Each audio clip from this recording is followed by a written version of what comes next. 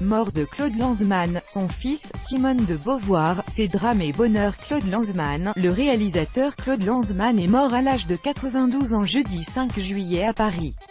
Il avait notamment réalisé le documentaire « Shoah ».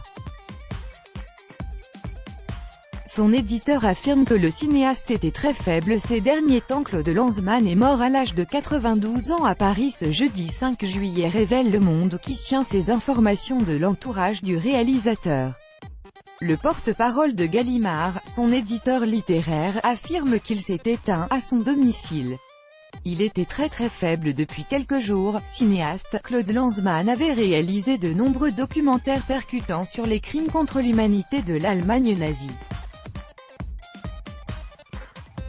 Sorti en 1985, Shoah est sans doute le film de Lanzmann qui a le plus marqué. Dans sa version complète, le documentaire dure plus de 10 heures et n'épargne rien de la réalité des camps de concentration. Document inestimable, son film est toujours montré aux élèves français dans leur classe d'histoire. Claude Lanzmann était connu pour son engagement pour la cause d'Israël. 17h53 Un Shoah diffusé sur Arte ce samedi pour rendre hommage à l'œuvre de Claude Lanzmann. Arte bouscule sa programmation et diffuse ce samedi 7 juillet à partir de 20h50 l'intégralité de son documentaire « Shoah », son film le plus connu et probablement le plus important. Le film sera par ailleurs rendu disponible en replay pendant une période de 60 jours sur le site arte.tv. L'occasion de voir ou revoir le magnum opus de Claude Lanzmann. Dans une interview pour Public Séance, la ministre de la Culture a rendu hommage à Claude Lanzmann. C'est un homme qui est resté droit jusqu'à la fin. À la fin de sa vie, il a perdu son fils et pourtant il a continué à dire qu'il aimait la vie. Et jusqu'à la fin il l'a aimé passionnément. Cinéaste qui s'intéressait à la question de la Shoah, Claude Lanzmann était très critique des films qui représentaient le génocide des Juifs pendant la Seconde Guerre mondiale. Au moment de la sortie de la liste de Schindler, le réalisateur s'était élevé contre le film de Steven Spielberg. Spielberg ne peut pas raconter l'histoire de Schindler sans dire aussi ce qu'a été l'Holocauste, et comment peut-il dire ce qu'a été l'Holocauste en racontant l'histoire d'un Allemand qui a sauvé 1300 Juifs, puisque la majorité écrasante des Juifs n'a pas été sauvée. Pour lui, la liste de Schindler trivialise la Shoah et, de ce fait, la transgresse. 16h43 Le dernier projet de Claude Lanzmann est en salle de cinéma ce mercredi 4 juillet sortait le dernier documentaire de Claude Lanzmann. Intitulé « Les 4 sœurs », ce film donne à voir des entretiens de 4 survivantes de camps de concentration. Ruth Elias, Paula Birin, Ada Lichtman et Anna Marton se sont toutes livrées au réalisateur sur leur expérience face au système d'extermination mis en place par les nazis. Ces interviews sont tirées des rushs de Shoah que le cinéaste n'avait pas pu utiliser dans son long métrage sorti en 1985. Le film est en ce moment à l'affiche dans les salles de cinéma françaises. Maire PS de Paris, Anne Hidalgo a elle aussi partagé sur Twitter son sentiment quant à la mort du cinéaste Claude Lanzmann. Homme courageux, exigeant et déterminé, véritable conscience qui a levé le voile qui occultait ce qu'il a contribué à nommer Shoah, Claude Lanzmann nous quitte aujourd'hui à l'âge de 92 ans et j'en éprouve une profonde tristesse. Le fait que Claude Lanzmann ait vécu une relation avec Simone de Beauvoir alors qu'elle était en couple avec Jean-Paul Sartre et que celle-ci soit tout à fait assumée de part et d'autre peut surprendre, mais, dans Stupéfiant, le réalisateur explique que Jean-Paul Sartre n'était pas du tout jaloux. Il ne savait pas ce que c'était. Il n'était pas jaloux, je ne l'étais pas non plus. Il n'y avait aucune raison de l'être. Ce créateur d'État chargé des relations avec le Parlement, Christophe Castaner a tweeté quelques mots après l'annonce de la disparition de Claude Lanzmann. C'est une de ses œuvres qui vous marque à vie. C'est l'un des plus grands films relatant l'horreur de la Shoah. Avec toute son humanité, Claude Lanzmann était parvenu à représenter l'inhumanité. Hommage à un grand homme qui a profondément marqué l'histoire. N'oublions rien, sur l'antenne de France 24, Serge Klarsfeld a rendu hommage au réalisateur Claude Lanzmann, disparu le 5 juillet. Très peu de créateurs sont à sa hauteur et ça sera difficile de vivre sans Claude Lanzmann. Jonathan Arfi, le vice-président du CRIF, le Conseil représentatif des institutions juives de France, a évoqué Claude Lanzmann sur RTL suite à l'annonce de la mort du réalisateur. C'est l'homme d'histoire et l'homme d'une prise de conscience qui disparaît. Il a souhaité toute sa vie s'adresser aux Français pour leur faire connaître cette page sombre de l'histoire européenne. Claude Lanzmann a imposé les images contre l'oubli, l'art contre les négationnistes.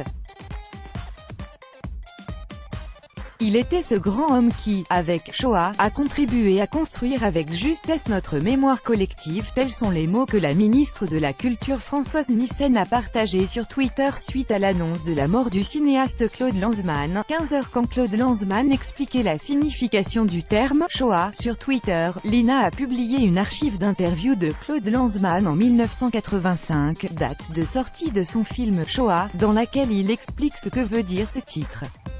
Shoah est le terme hébraïque pour dessiner précisément ce qui s'est passé dans les camps de concentration, NDLR, et ça veut dire en hébreu, la tempête, le désastre, la catastrophe, l'anéantissement, la destruction absolue. Et ça n'a pourtant pas la connotation sacrificielle de Holocauste. On offre un bélier en Holocauste. En hébreu, cette connotation-là n'existe pas. 14h48 L'hommage de François Hollande à Claude Lanzmann. L'ancien président de la République française François Hollande a partagé sur Twitter son sentiment suite à l'annonce du décès du réalisateur Claude Lanzmann.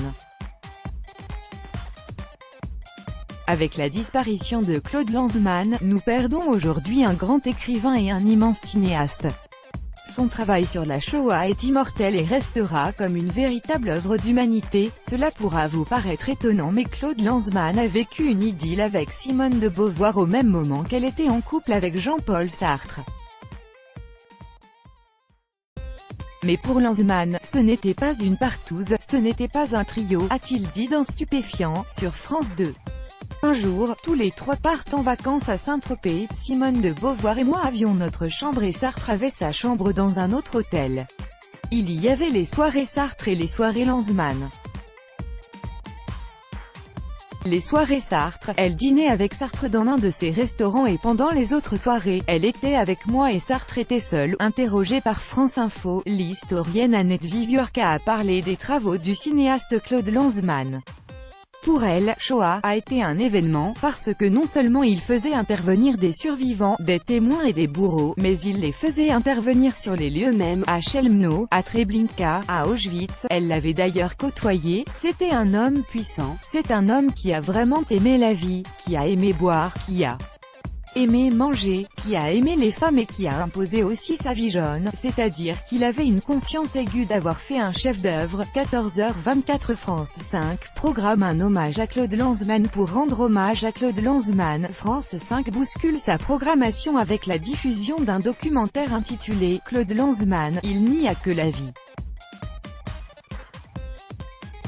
Ce documentaire sera diffusé le samedi 7 juillet à 16h45 comme l'a annoncé la chaîne sur son compte Twitter officiel. Lire plus. Le fils de Claude Lanzmann décédé tragiquement à 23 ans. C'est un drame dont Claude Lanzmann a eu énormément de mal à se remettre. Le 13 janvier 2017, son fils Félix Lanzmann meurt après avoir lutté pendant plus de 2 ans contre un cancer. Diplômé de l'école normale supérieure, Félix Lanzmann n'avait que 23 ans. Son père a été meurtri par ce drame, comme il l'avait raconté dans Paris Match. Sa disparition est un tel choc, j'ai froid dans tout mon corps. Je tremble comme si une chape de glace s'était emparée de moi. Faire des enfants, c'est faire des condamnés à mort. Il souhaitait toutefois se souvenir du grand courage de son fils face à la maladie qui l'a finalement terrassé. Il nous a donné une leçon de courage, disait-il. La relation de Claude Lanzmann et Simone de Beauvoir. Claude Lanzmann et Simone de Beauvoir se sont fréquentés quelque temps. C'est en 1952 que Lanzmann, qui travaille comme lecteur en littérature française et en philosophie à l'Université libre de Berlin, rencontre à la fois Simone de Beauvoir et Jean-Paul Sartre. Après leur proposition, il intègre le comité de lecture de la revue Les Temps modernes, qu'ils ont tous deux fondé. De 1952 à 1959, Simone de Beauvoir et Claude Lanzmann vivent une histoire d'amour qu'il chérira avec tout d'abord un peu d'appréhension quant à son ami Jean-Paul Sartre. Comme il l'écrit dans ses mémoires, Lanzmann appréhende d'abord la réaction de Sartre. Mais, finalement, il bénissait cette union, il rayonnait du visible bonheur de Simone de Beauvoir.